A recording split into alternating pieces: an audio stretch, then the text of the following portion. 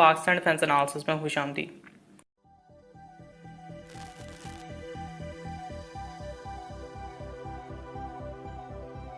ये WPC-PCF on की source news है, जिसमें फ्रेंच प्रेसिडेंट के चीप एक्सप्रेशन के नतीजे में पाकिस्तान ने फैसला किया है कि फ्रेंच कंपनी एयरबस के EC725 मल्टी मिशन हेलीकॉप्टर की डील को पूरी तरह से कैंसिल कर दिया जाए।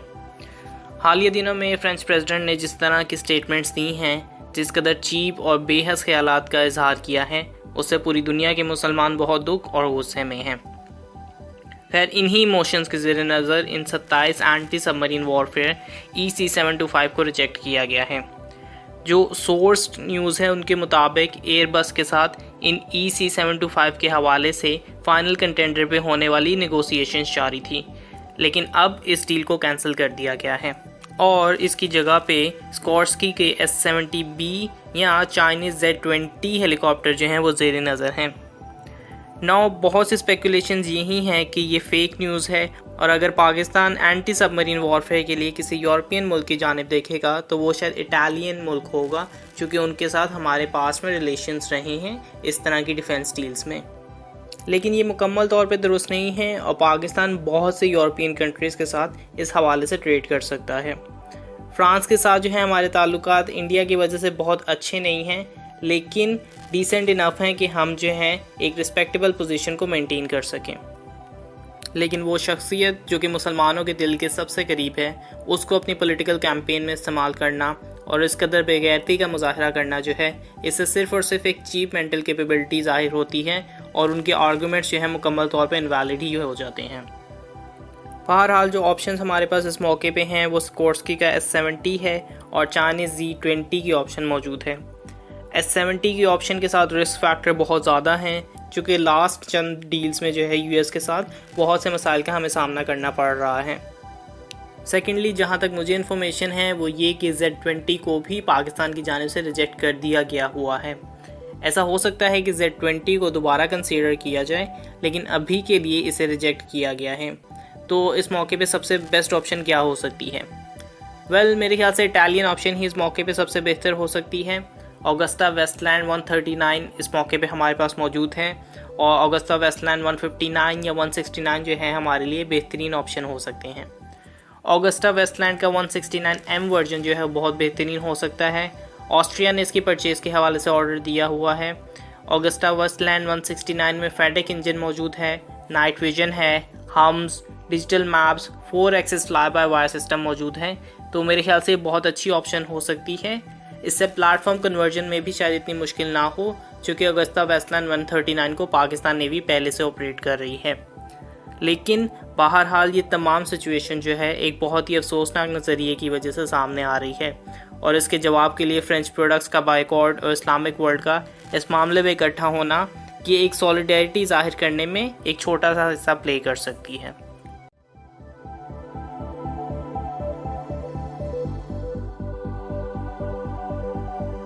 सेकेंडली, ये न्यूज़ जो है पाकिस्तान नेवी के नेवल मॉडर्नाइजेशन की एक एक्सटेंशन है, जिसमें पाकिस्तान के P3 ओरियंस मैरीटाइम पेट्रोल एयरक्राफ्ट के रिप्लेसमेंट के लिए नए long range maritime petrol aircraft का इंतखाब किया गया है और ब्राज़ीलियन जेटलाइनर लिनियर 1000E एम्ब्रर का इंतखाब इस रिप्लेसमेंट के हवाले से सेलेक्ट हो गया है। इसकी कंफर्मेशन डिफेंस न्यूज़ को एक सर्विस स्पोक्स पर्सन के इंटरव्यू की तरफ से दी गई है और पाकिस्तानी कलर्स में इसे सी सुल्तान के नाम से पुकारा जाएगा। जैसे मैंने पहले बताया हुआ कि retired naval chief admiral Zafar Mahmood की उन स्टेटमेंट्स की कंटिन्यूएशन है जिसमें उन्होंने मेंशन किया था कि पाकिस्तान नेवी अपने P3 ओरियंस को 10 LRMPS यानी long range maritime petrol aircraft से रिप्लेस करेगा। हाउएवर, ये एम्ब्रर 1000 का अभी पहला यूनिट चूज़ किया गया है और ऐसा मुमकिन हो सकता है कि सारे long range maritime petrol aircraft जो हैं सिर्फ एम्ब्रर 1000 के ना हो, बल्कि इसमें मुख्तलिफ मैरीटाइम पेट्रोल एयरक्राफ्ट भी कंसिडरेशन में हो सकते हैं। लेकिन हिस्ट्री को देखते हुए पाकिस्तान नेवी जो है आहिस्ता आहिस्ता करके या स्मॉल बैचेस में ही इस तरह के मैरीटाइम पेट्रोल एयरक्राफ्ट को ख़रीदता है। उसके अलावा एक और चीज़ अगर कंसिडर करें तो पाकिस्तान नेवी की रिक्वायरमेंट्स जिनकी बेसिस पे एक ट्विन इंजन का टेंडर जो है उन्होंने रिलीज़ किया था वो एम्ब्रर 1000 से परफेक्टली मिलते हैं।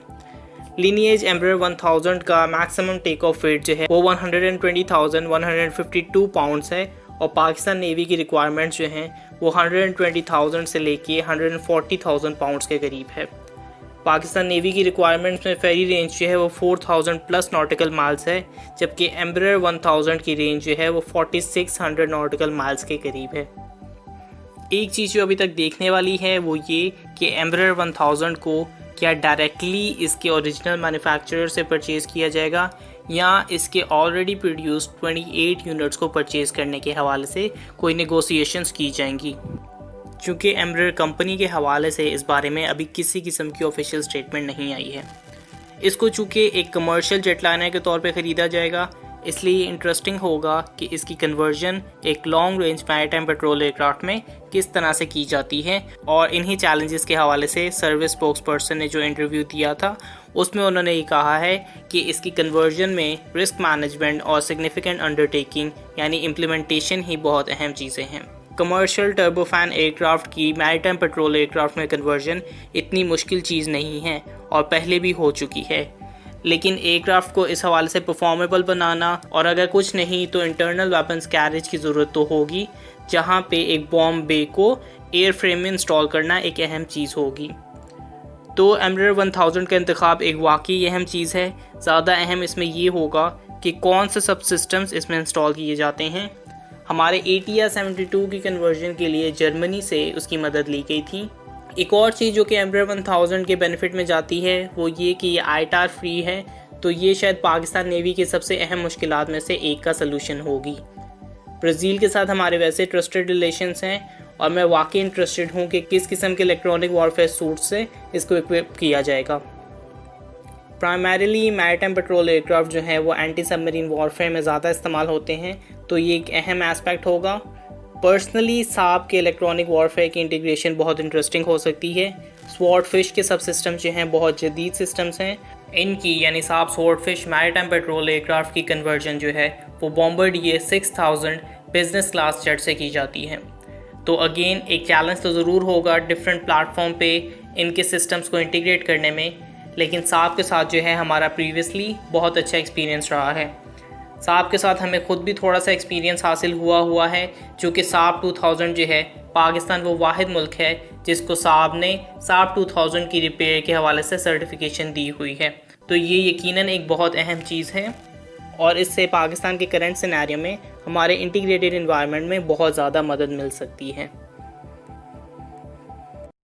इतना ही, लाइक वीडियो सब्सक्राइब, और अगर आपको कोई फीडबैक है तो उसे कमेंट बॉक्स में डालिए। तब तक के लिए पीस आउट, पाकिस्तान जिंदाबाद।